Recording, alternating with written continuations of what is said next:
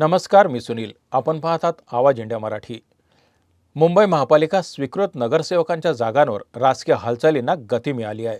उपमुख्यमंत्री एकनाथ शिंदे यांच्या शिवसेनेत 2 जागांसाठी जोरदार लॉबिंग सुरू असल्याचं समजतं.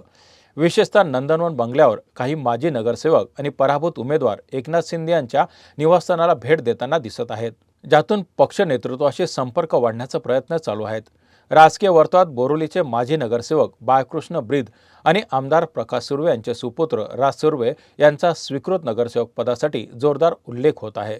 पक्षाने पूर्वी ब्रीद यांना एबी फॉर्म दिला होता, परंतु कागदोपत्री त्रुटीमुळे अर्ज भरता आला नाही.